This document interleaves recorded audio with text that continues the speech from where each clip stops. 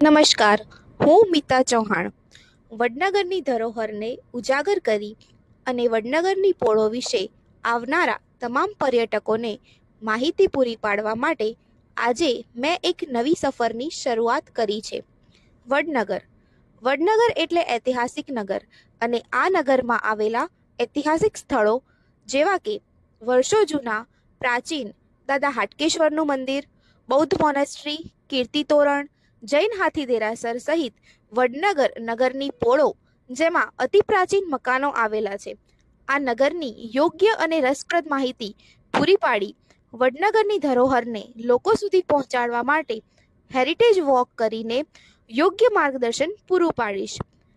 અને ડિસ્કવર વડનગર તરીકે આ ક્ષેત્રે એક નવી સફરની શરૂઆત દાદા હાટકેશ્વરના ચરણોમાં નમન કરી અને તેમના આશીર્વાદ સાથે શરૂ કરી રહી છું.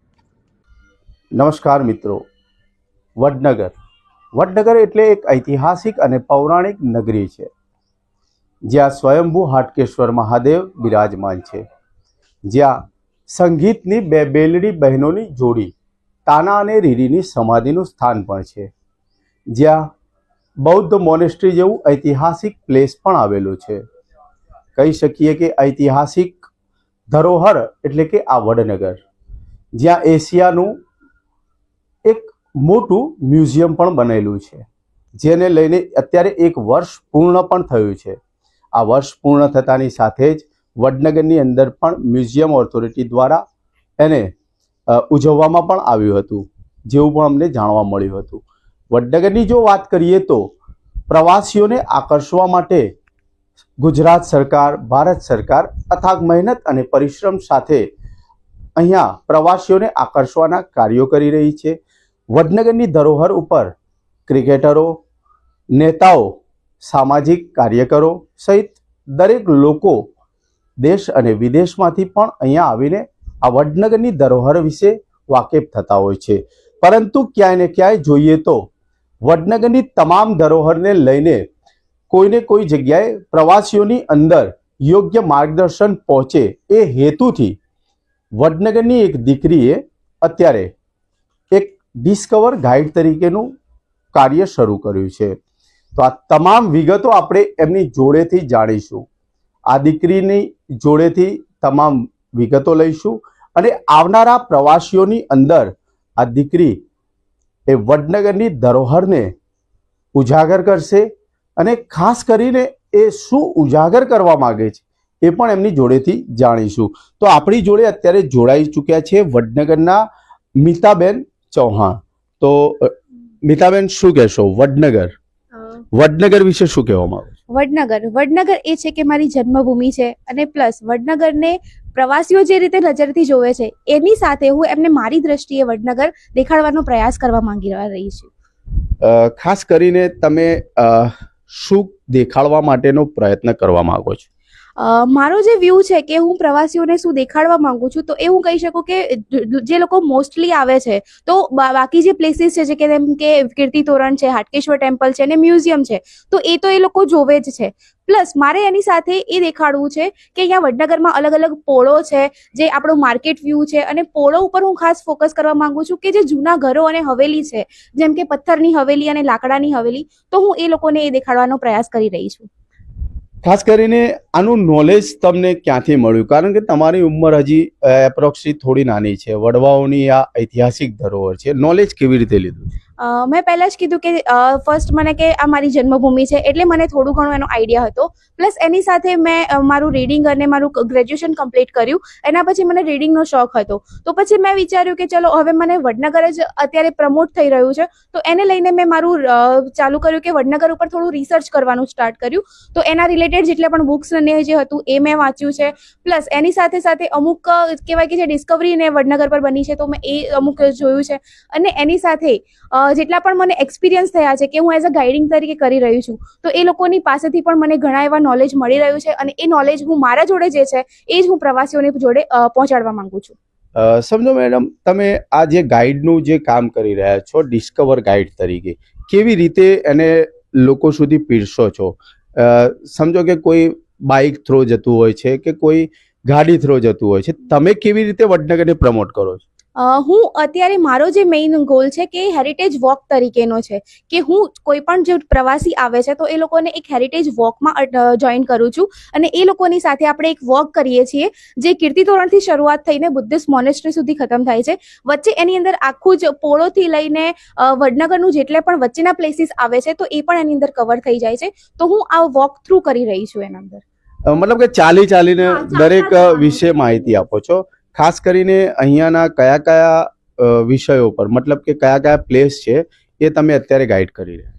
હું મોસ્ટલી દરેક પ્લેસ પર મેં ગાઈડ કરેલું જ છે, પણ હું જેમ કહું છું કે હેરિટેજ વોક છે તો મેં કીધું કે કીર્તિતોરણથી ચાલુ થાય છે તો કીર્તિતોરણથી પછી બધા જ પ્લેસ અંદર કવર થાય છે, જેમાં શર્મિષ્ઠા લેક આવી જાય, આપણું આર્ટ ગેલેરી આવી જાય છે, વડનગરના માર્કેટ્સ આવી જાય છે અને જે પોળો જે અંદરની બાજુ છે તો એ પોળો અને હાથી દેરાસર એ પણ આવી જાય છે. સાથે સાથે જે કહેવાય કે બુદ્ધિસ્ટ મોનેસ્ટ્રી જે આપણો લાસ્ટ પોઈન્ટ છે તો આપણે ત્યાં પણ જઈએ છીએ અને કહેવાય કે શ્રદ્ધા આસ્થા જે કે શ્રદ્ધા અને આસ્થા બુદ્ધિસ્ટ મોનેસ્ટ્રીમાં આવી જશે અને મંદિરમાં ને એમાં આવી જશે. શ્રદ્ધા અને આસ્થાની સાથે સાથે વડનગરની ધરોહરને ઉજાગર કરવાનું કાર્ય આ દીકરી તરફથી કરી રહી છે.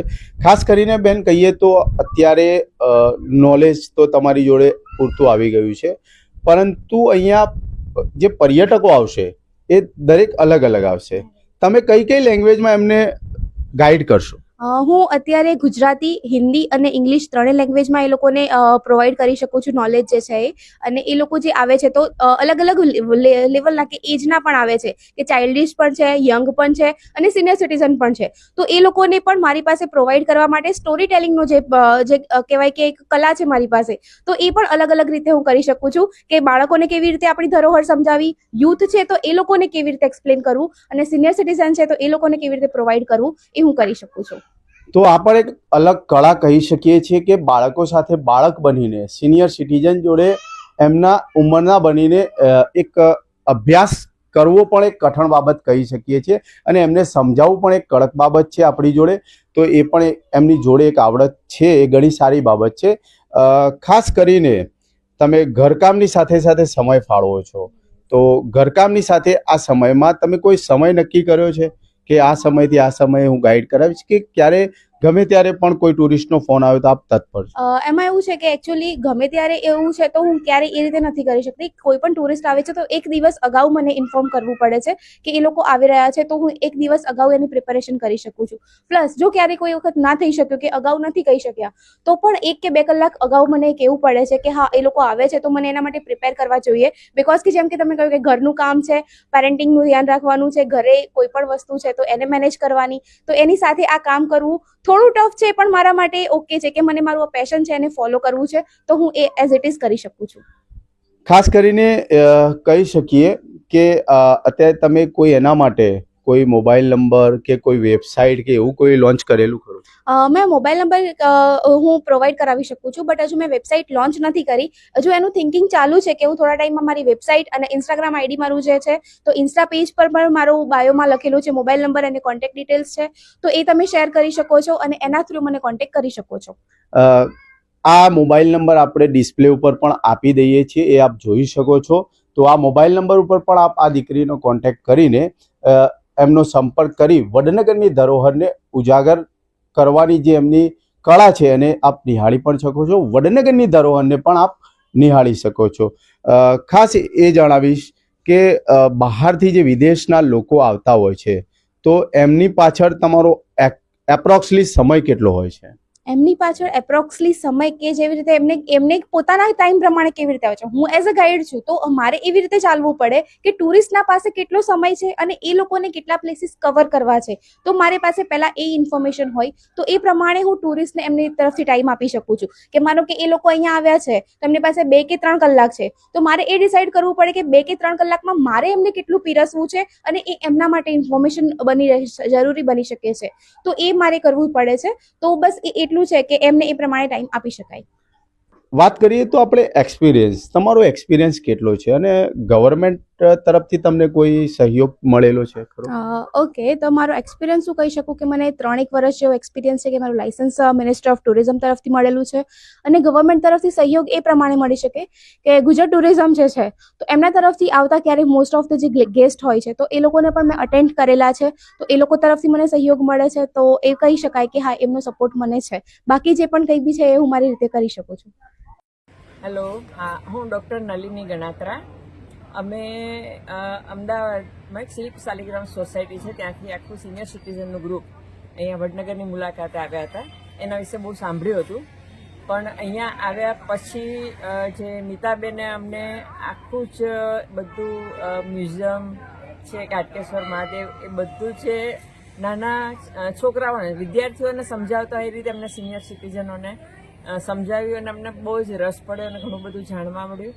અને એનું પ્રેઝન્ટેશન પણ બહુ સરસ. નીતાબેન ઉત્સાહી પણ બહુ છે અને આગળ જઈને મને લાગે છે ઘણી બધી પ્રગતિ પણ કરશે અને એમનામાં બહુ જ કેપેબિલિટી છે. સ્પીચ પણ બહુ સરસ, સમજાવવાની રીત પણ બહુ સરસ અને એ બધી વસ્તુનું એમણે નોલેજ પણ સરસ રીતે મેળવ્યું છે અને આપી રહ્યા છે.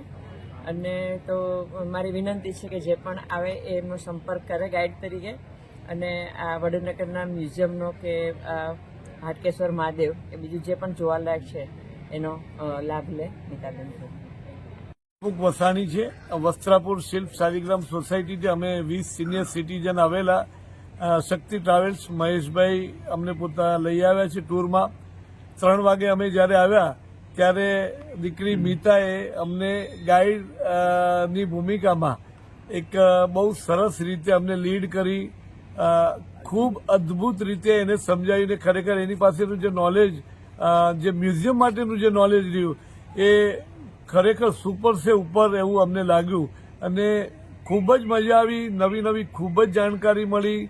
કદાચ અમારા નોલેજ બારથી અમે તો સિનિયર સિટીઝન હોવા છતાં જે એની પાસેની એની નાની એજમાં એને જે કંઈ અમને આપ્યું છે અને એ બતાવ્યું, એને ખૂબ સારી રીતે અમને ખૂબ સમજાવ્યા અને અત્યંત મજા આવી. ત્યાર પછી અમે મહાદેવના દર્શને પણ આવ્યા અને મહાદેવના દર્શને આવ્યા અને ત્યાં પણ એને પોતાનો ઉત્સાહ પણ ખૂબ સારો હતો કે ના તમને બધા દર્શન કરો. જે લાઇટ એન્ડ સાઉન્ડ શોમાં પણ અમારી સાથે રહી અને ખૂબ જ મજા આવી અને એને ખૂબ આગળ વધે, ભવિષ્યમાં એનું ઉજ્જવળ બને એવી અમે મનોકામના એને શુભેચ્છા આપીએ છીએ. અમદાવાદથી હું મૃગેન્દ્ર બક્ષી આજ રોજ વડનગર આવેલ અને આજે જે છે મંદિર અને મ્યુઝિયમ, એ મ્યુઝિયમમાં અમારા ગાઈડ તરીકે મીતા બેન આવેલા ને એ અમને એટલી સરસ રીતે એમણે બધું ચરિતાર્થ કરીને બતાવ્યું, જે દરેક વસ્તુ સમજાવી ધીમે ધીમે. અને અમે બધા જ સિનિયર સિટીઝન છીએ એટલે અમારે વાર લાગે સ્વાભાવિક રીતે. એણે ધીરજથી કોઈ પણ ઉતાવળ વગર અમને બધું જ સમજાવ્યું અતથી ઇતિ અને અમને ખૂબ સંતોષ છે એની માટે અને દીકરીને આશીર્વાદ આપીએ અમે. બહુ સરસ. તો આ દીકરી હવે વડનગરની ધરોહરને ઉજાગર કરશે અને લોકો સુધી આ વડનગરના ઇતિહાસને પીરસવાનું કામ કરી રહી છે. તો આ ગાઈડને આપણે ડિસ્કવર ગાઈડ તરીકે એ પોતાને પ્રમોટ કરી રહ્યા છે, એ પણ એક સારી બાબત કહી શકાય છે. વડનગરની આ દીકરીને લોકો તરફથી પણ સપોર્ટ મળી રહ્યો હોવાની પણ વિગતો અમને મળી રહી છે. હવે જોવાનું રહ્યું કે વડનગરના લોકો અને આવનારા લોકોનો પ્રતિસાદ આ દીકરીને કેવો મળે છે.